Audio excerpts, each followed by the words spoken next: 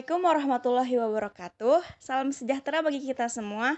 Shalom, Om Swastiastu, Namo Buddhaya, dan salam kebajikan. Halo teman-teman semua, selamat datang di podcast kelompok 9.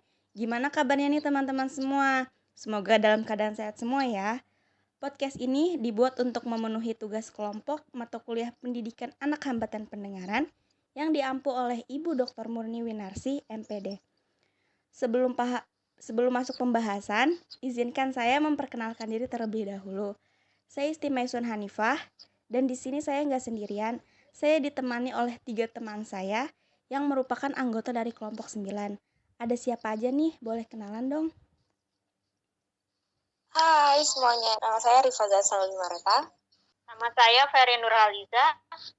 Nama saya Larosa Patricia. Wah, jadi di sini saya bakal ditemenin 3 teman saya, ada Rifaza, Ferin, dan Larosa. Jadi kan kami nih bakal ngebahas tentang salah satu anak hambatan pendengaran atau tunarungu yang sudah kami observasi sebelumnya.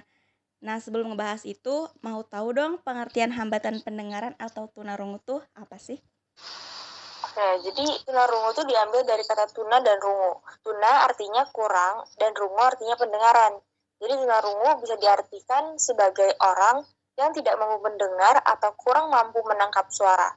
Para ahli telah banyak mengemukakan tentang pengertian tunarungu dalam bahasa asing, yakni hearing impairment yang meliputi the deaf, tuli, dan hard of hearing atau kurang dengar.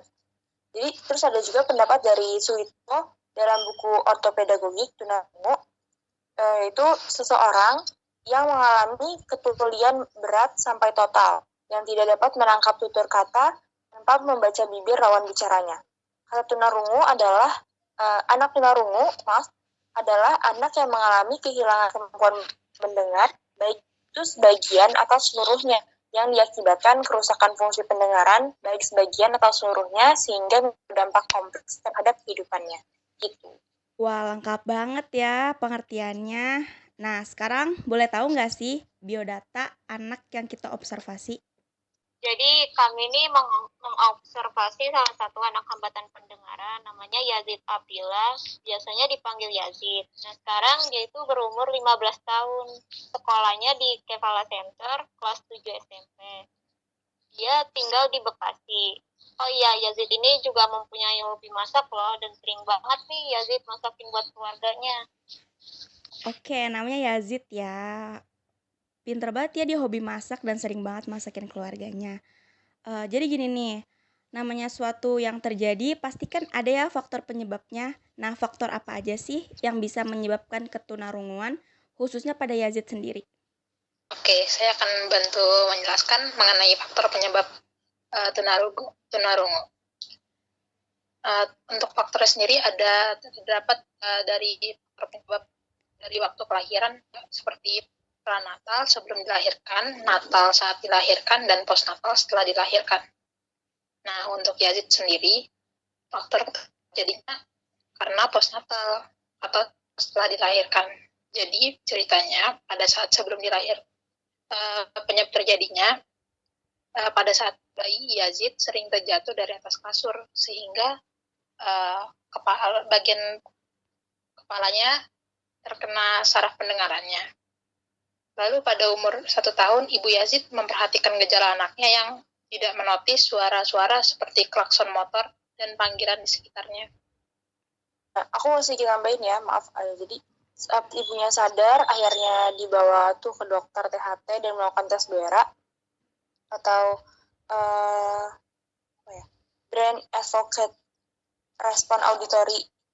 Nah, terus dari situ ketahuan dia tuh kalau misalnya Yazid ini ada masalah sama pendengarannya. Nah, jadi karena benturan itu menyebabkan saraf di otak, saraf pendengarannya itu jadi lemah. Jadi sulit untuk menangkap suara.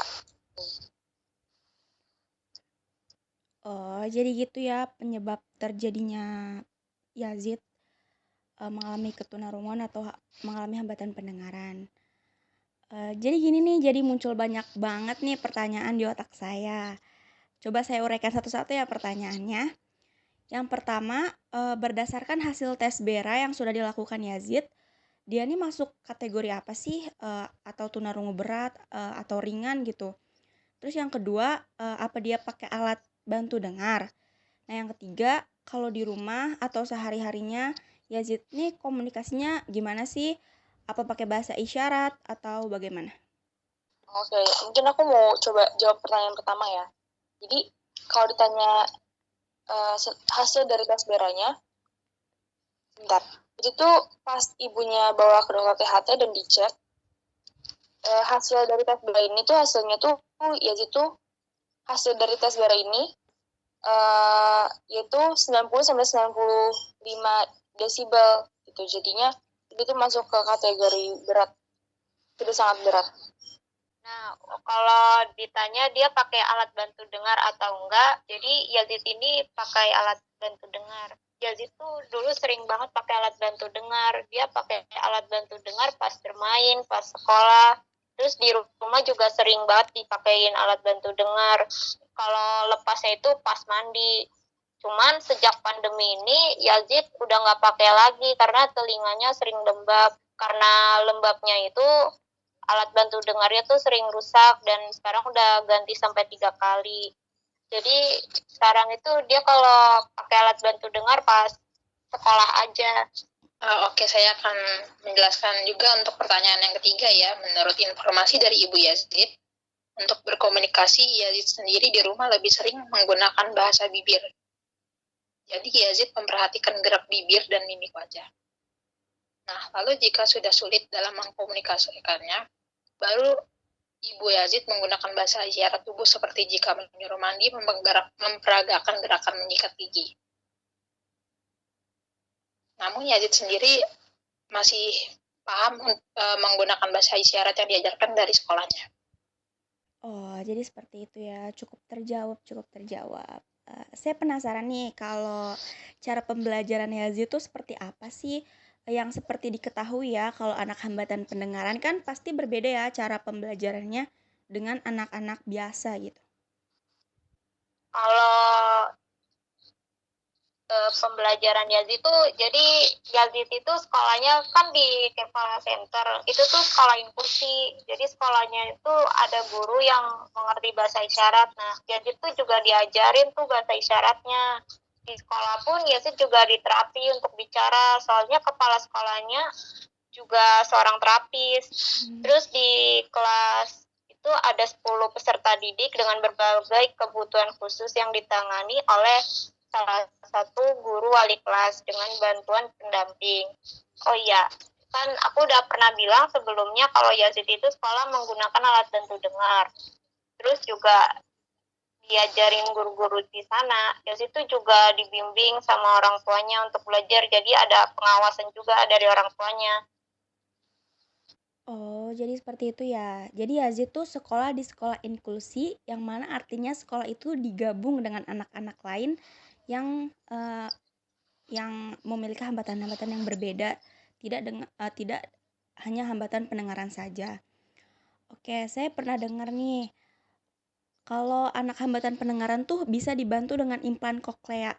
Nah, orang tua Yazid tuh pernah dengar gak sih atau malah pernah terfikirkan untuk Yazid dipasang implan koklea tersebut?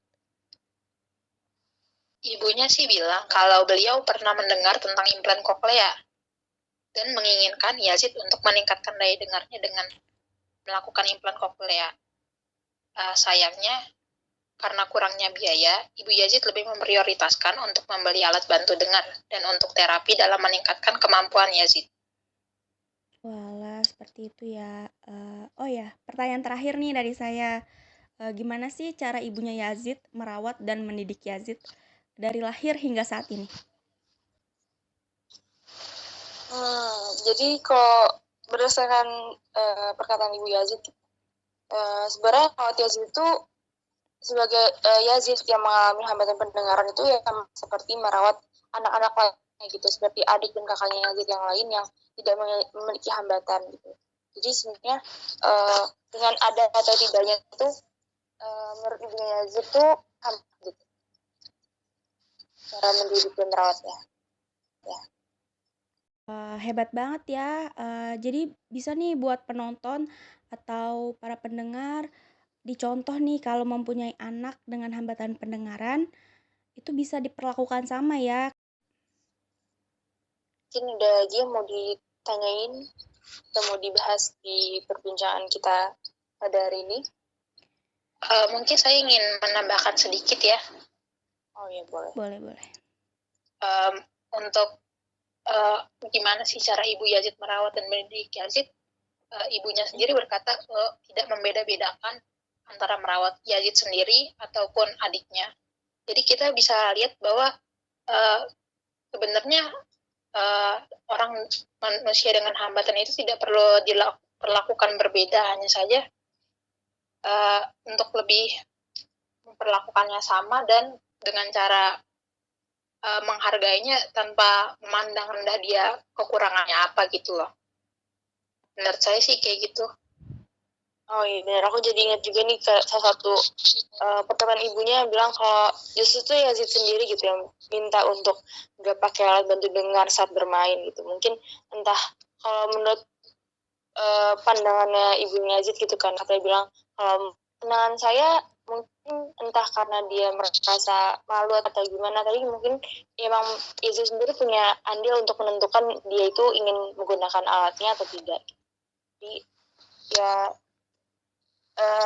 sama-sama memiliki hak, kita entah yang memiliki hambatan ataupun tidak, sama-sama memiliki hak yang sama gitu ya.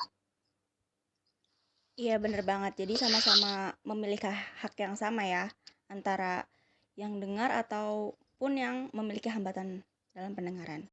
Ada yang mau ditambahin lagi nggak nih? Dari saya cukup sih. Oke, kalau gitu makasih banyak ya buat teman-teman kelompok 9 nih udah ngasih informasi tentang seputar ketunarunguan atau hambatan pendengaran. Makasih juga buat teman-teman yang udah nonton dan dengerin podcast ini dari awal sampai akhir. Dan juga terima kasih buat Yazid dan ibunya Yazid yang sudah mengizinkan kami untuk melakukan wawancara. Saya Istimesun Hanifah mewakili kelompok 9 pamit undur diri. Sampai jumpa lagi. Wassalamualaikum warahmatullahi wabarakatuh.